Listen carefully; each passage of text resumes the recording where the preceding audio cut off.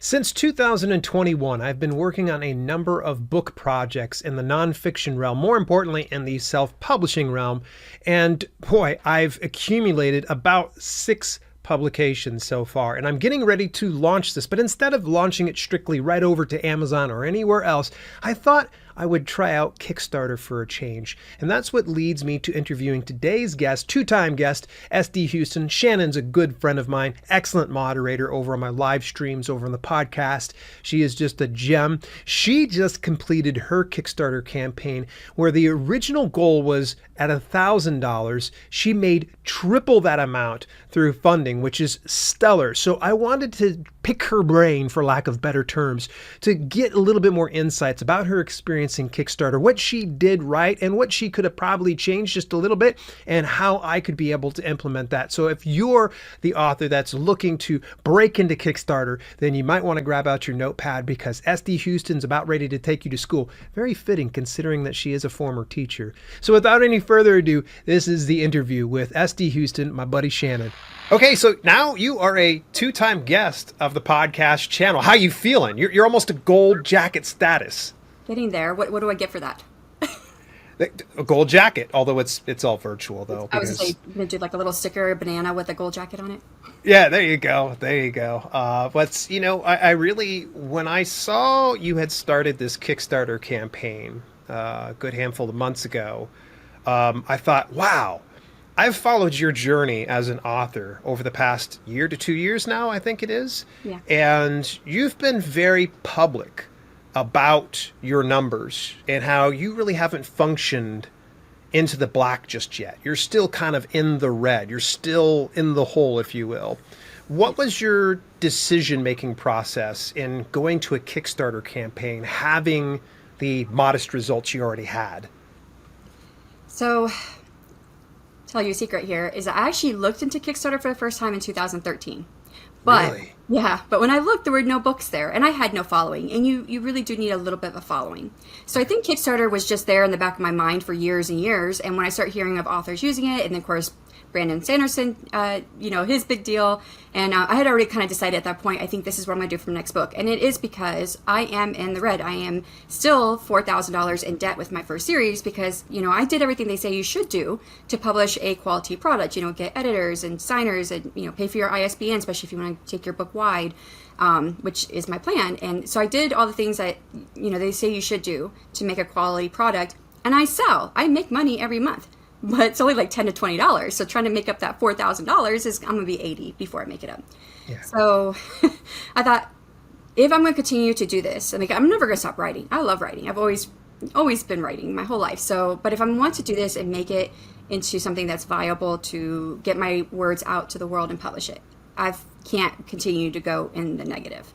And so that's when Kickstarter. That was the main reason why I decided to do Kickstarter. Now, when I started setting up my campaign, I realized there's actually another goal there, and that is just another place to get visibility because, Amazon's getting flooded. And with the rise of AI, we're going to have even more books coming out in the next couple of years or more, depending on how all that falls out. But already there are AI books being put out using authors' names. This is something I learned from BookmarkCon.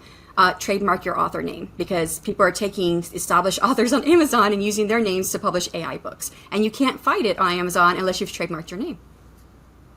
Interesting. Well, I'd love to open up that can of worms, but I definitely want to make sure we're focused on Kickstarter because I am super, super interested in this area. So at what point did you say, okay, we're going to go ahead and pull this trigger? August of last year. Interesting. And so when you did pull that trigger, what were some of the first steps that you had to do? I attended, I had already been listening to tons and tons of podcasts that were specifically talking about Kickstarters. And then I tried to find the ones that were geared toward authors and what authors were doing. So there was quite a few out there who talked about their Kickstarters and how it ran. You have, I Wish I Knew Then, Sarah Rosette. She did a couple of Kickstarters already. Leslie Penelope, she has a podcast.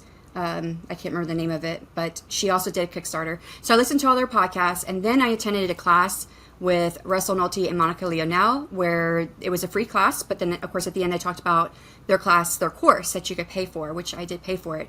But I was like the only one left behind at the end of the webinar talking with Russell, because I wanted to know numbers, like what's the average number that people pull home? What's the success rate of the people that they've worked with in their course? I wanted to know all that before I bought the course. And the numbers to me were all really, really good. So yeah. And then so I went through the course. Very interesting. So would you solely credit your successful Kickstarter campaign run to them, or is that just kind of part of a larger, equation here? I would say it's part of the larger equation, only because as I was going through the course, well, before I even started the course, I started doing my deep dive on Kickstarter. So first I looked at just publishing, all the books that were publishing. What did they do? How did they set up their page? What did it look like? Which ones were successful? And what did those look like compared to those that were not successful? And then I, narrowed it down to my genre. And then I also looked at other campaigns that were just going at that time, just to get more idea of what other, creators were trying to do to make their product and their project stand out among all the projects that were there. So there were things I had already kind of come to the conclusion of, and I'd been writing down notes. And then as I was going through the course, I learned lots of stuff in the course, but there were parts where I was like, okay, I already picked this up on my own. I picked this part up on my own. So there were different things I picked up on my own because I did all that deep diving, but that deep diving took months of work. So if someone's like, I don't want to go through months of deep diving, just give it to me in one place, the course would be worth it in that case, for sure. So. Yeah. What was the main differentiator between the successfully funded campaigns for Kickstarter versus the ones that weren't able to get the full funding? I don't know that this is written anywhere or anyone supports this, but in my estimation is that those that were text heavy, that didn't have images. Even if they did have images, but it wasn't a lot. It was very small compared to the text that's on the story page. Interesting. Now, did video play any part in successful funding? Yeah, so I can't pull those figures off the top of my head. There are figures on that. It's a high percentage of Kickstarters that are successful have an introduction video. Of those that are not successful, a high percentage of them do not have an introduction video. Why do you suppose people go without doing something like a video or putting images in there? Is it that they're lazy or they don't have the right resources? I think for those of us who are on YouTube, it's easy for us. Oh yeah, just turn on the camera and start talking or whatever you guys do. Yeah, it's true. I take that for granted. Yes, but for someone who's never done it before, it could be hard to get on board with that. And then I did learn that BookBrush, they will take your introduction video, you make it, and they will edit it and make it all snazzy and everything. Obviously, I know how to do my own. I did my own. And it was something that I kind of, for a minute, faltered on before my Kickstarter went live, is that I put myself in the video and I was talking, but everybody in my genre, they were just doing like their book trailers as their video. And so I thought, wait, I'm doing something that nobody else is doing. So am I going to look like the odd man out, or is this going to be a good thing? And I shared it with the YouTube mastermind group I'm part of with Andy from Self Pub with Andy. And shout out to Andy. What's up, yes, Andy? Love you, man. he was the first one, I think, to respond. I was like, hey guys, here's my introduction video. I'm now having, it was like last minute where I was about to go live. I was like, I feel like it's cheesy and nobody else has themselves in the video. What do you think? And Andy's like, no, this is good. So I ended up keeping it in there. So I think that was definitely part of it. I think people do want to see the creator. And I would say, I'm pro AI. I definitely am pro AI. I can see the benefits of what it's going to do for us. But I also think this is a time when creators, doesn't matter if you're an artist or a writer or whoever you are, it's a good time to start making that connection one-on-one or seemingly one-on-one through video with your audience, where they can see you and they know who you are. Yeah, that's so true. There's so much to be said about, building trust by actually seeing the whites of the other person's eyes.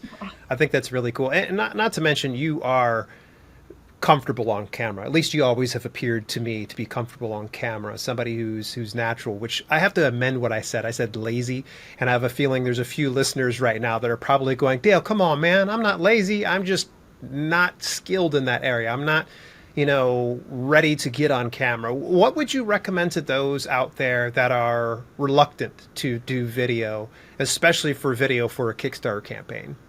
Well, I think the alternative is to do like a book trailer instead as the introduction video. So I see those. Like I said, every Kickstarter that was out at that time in my genre, that's all they did. So there was no one else who was on video, and I think that's changed. I think I saw someone on Dana. She's in my Dana Claire from Bookbrush. She's in my genre, and her Kickstarter. You're dropping all these names here. Dana Claire, big shout out. Love me some Dana. Her Kickstarter just launched this past Sunday. I don't know when this video is coming out, but she's in her intro video. So yeah, that is really, really cool. So how now that we kind of discussed a little bit about video being the differentiator here.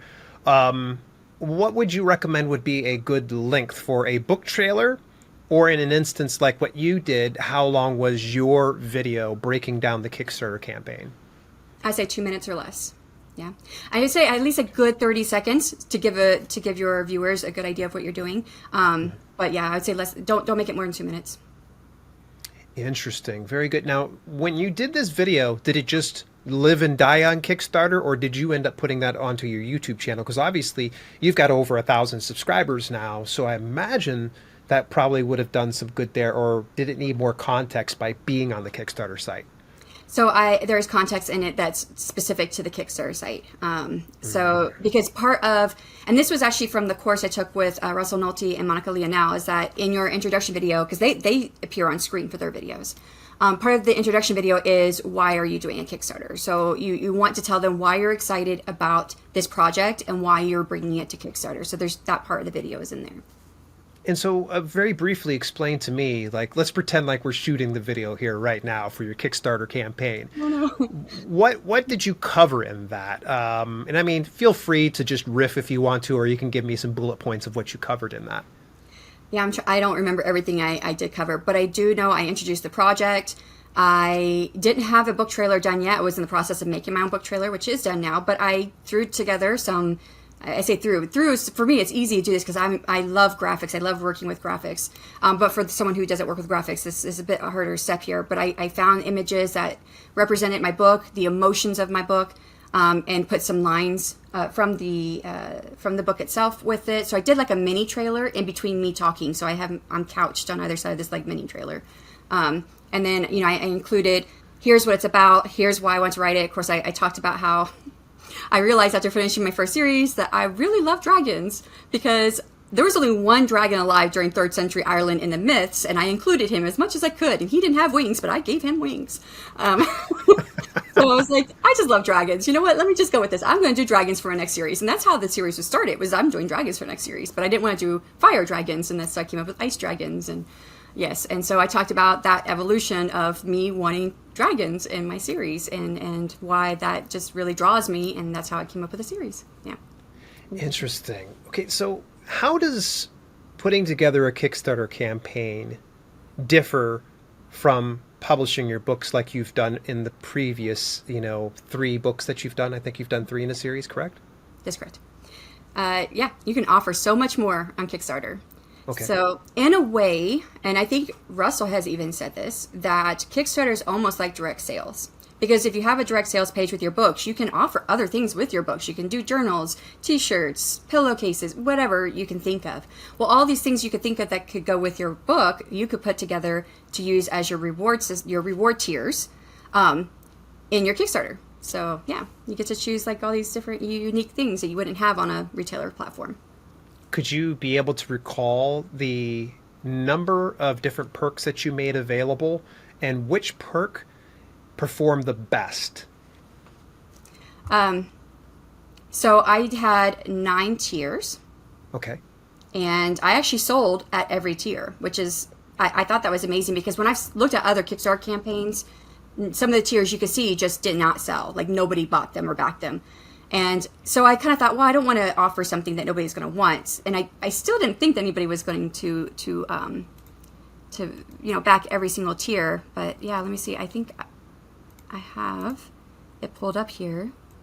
Okay, so my best tier was Fall, the Element of Earth. It was $35, and that was the paperback tier. And the way I set everything up is that every tier included everything from the one before. So level 1 was $1. That was the prequel novella. Level 2 was $10. That was the prequel novella and the ebook. And I also had the electronic bookmark and the something else in there. It's all electronic. So up through the first 4 was all electronic. And the one that was my most popular was level 5, which was the first time that something was physical, which just supports everything that I always say to everybody is that, you know, people say they want to do a Kickstarter for an audiobook. It's very hard to do a Kickstarter for an audiobook. It is not a digital, or it's not a physical product. It's a digital product. So you have to be really smart about it. I have not checked Dana Claire's Kickstarter, but hers was built around an audiobook, but she was very smart in how she set up her reward tiers. There's a lot of actual physical products part of her reward tiers. So I want to go check it out again. I haven't seen it. She's got fully funded, but she was like halfway there just like by the end of Sunday, the first day. So yeah, so figure's pretty good. But so that first tier that did really well was a physical tier in the paperback. Yeah. Although we have to give you some credit because I think your initial, the initial funding was set at I think $1,000, and didn't you end up tripling that? Yes. So it ended at $3,800. Wow. So literally you just took and almost zeroed out your first series with the amount that you had raised with this. Oh my gosh. People have said that. Yeah. Although you don't get all that money. So. Okay. So there is some that Kickstarter is going to be taking on their behalf. And then of course, going through print fulfillment, they're going to take their cut. Yes. But you're doing much better though with this one. Well, when I set the amount for $1,000, my goal was to pay for everything it costs to produce the book, including you know fulfilling the tiers. And so after I calculated out, like if I made $1,000 and I paid for all the tiers and I paid for everything I've already paid for, the cover, all of that, how much would be left over? And I was going to walk away with $160. So. Not terrible. I mean, it's, don't go buy a Lamborghini anytime soon, but I would say that's pretty darn good considering it was your first foray into that. And I was excited to hear what you were doing. So you initially launched this, and I think it happened right about the same time that you were doing the AuthorTube Writing Conference, which you're all kinds of insane for having those two things put back to back. Yes. But you had the great news, I think, on the first day of AuthorTube Writing Conference that you had hit the goal.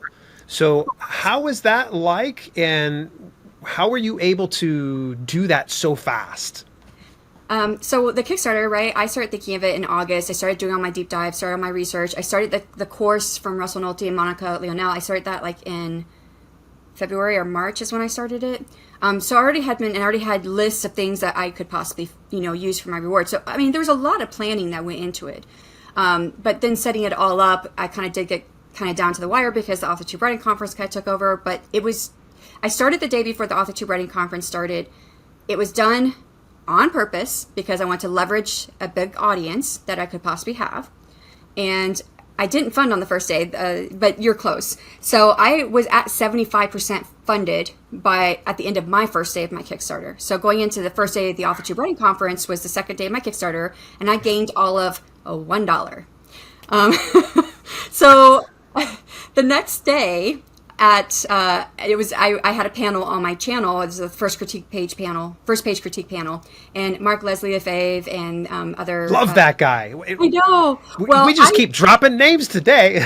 Well, it's because when I was doing my closeout of that session, I was talking about I do have my Kickstarter that's going, and by the way, I did it on purpose for the AuthorTube Writing Conference, but it wasn't worth it because I've made $1. It was right after that. Right after that, Mark backed my campaign. Seriously. And anybody that's listening to this, Mark Leslie Lafave is the founder of Kobo Writing Life, and he's also the in charge of business development over Drafted Digital currently. So he is an absolute legend. Highly recommend his nonfiction and his fiction books. They're absolutely fantastic. So you ended up getting fully funded because Mark went ahead and helped out a little bit. So he even put in there, he says, I got you close. You just need a little bit more. I think is what he sent me a note. I was fully funded by the next morning. I didn't even know it, though. I was so busy getting up that next morning trying to get things going that I never even checked my Kickstarter. And people just started saying, congratulations, Shannon. I'm like, thanks, but why? Oh, wow. So that was a good thing to discover, I'm sure, for sure. Yeah. Now, share with me real briefly what's the fulfillment process going to be like for you for ebooks and for the print books? So the book was already done. I did have one last proofread that I went because on the last time I was on your channel, actually, last interview, I told you how I was going to use a typo buster team, and I did. I put my typo buster team together. Yeah. They were the last ones to go through my book, and they did find some typos, which it happens because, I had alpha readers, beta readers. I had 2 human editors. I sent my book through per writing aid several times, but my typo buster team still found errors in the novel. So you could do a whole lot, and you're still going to find errors. But yeah, so I had not done the final proofread. That is done now. However, part of my stretch goals, one of the stretch goals we hit was to have some artwork put at the beginning of the book, which I thought I'd be able to get the ebook out right away, but now I'm waiting on that artwork to get done.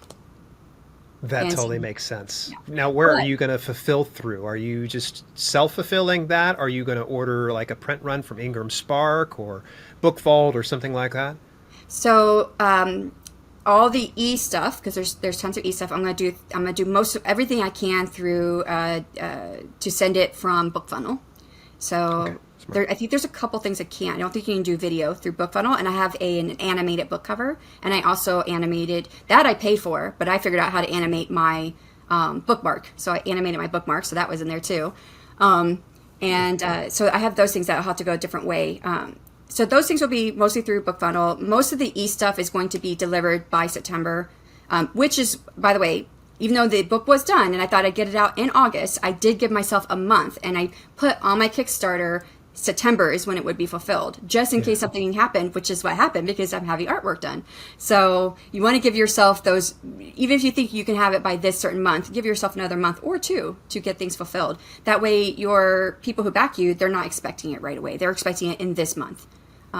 But the rest of it right now, I priced everything, the print books and all that is all going to be through Ingram.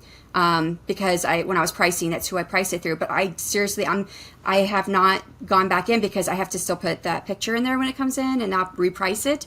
But I want to go check out Book Vault. I really want to check them out and see what they can do too. Yeah, I think you and I have been having some texting conversations back and forth about it. Like when I get excited about something, it's got to be for real. Hey, we're getting towards the end of the podcast, and normally I ask the same question that I ask all guests, but I'm going to kind of change it, tweak it just a little bit today here. What advice would you have to give to somebody, an aspiring author or self-publisher, considering the avenue of Kickstarter? You do need an audience. It does not have to be huge. If you have an audience of 50 people, an audience doesn't mean like it has to be like newsletter subscribers or just YouTube. If you're on Facebook and you have followers, you're on Instagram, you have, if you're somewhere out there and you've got someone who's following you, if you have at least 50 people, I would say that's probably enough. And I would start small, of course. I wouldn't do a large goal. And do your first one easy. I told myself I should have done my first one easy. This one, like I said, I had 9 reward levels, and I had someone back me at every level. But that's a lot of stuff to keep track of, and it's a lot to do. And I thought, why didn't I make this easy? I should have just had ebook, paperback, hardback, and then have some digital stuff in there. That's all I should have done. But it's okay. I don't think I could have done less, to be honest. But if you want to just try it out, that might be the best way to do it. And I would say probably the best thing to do it is either get like a special edition cover on a book you already have published. It is better to do it if you have something published already. The best Kickstarters I see that get the most funding are those where they have an omnibus that they're doing, and they're doing a special edition cover for an omnibus. So they already have a backlist of books that they can offer as ebooks. Hey, here's the omnibus with 3 books, but you can get the first ebook at $5, and the second you can get 2 ebooks at $10 or 3 ebooks at $15, and so that you can build it up from there. So that's when I see them as being most successful.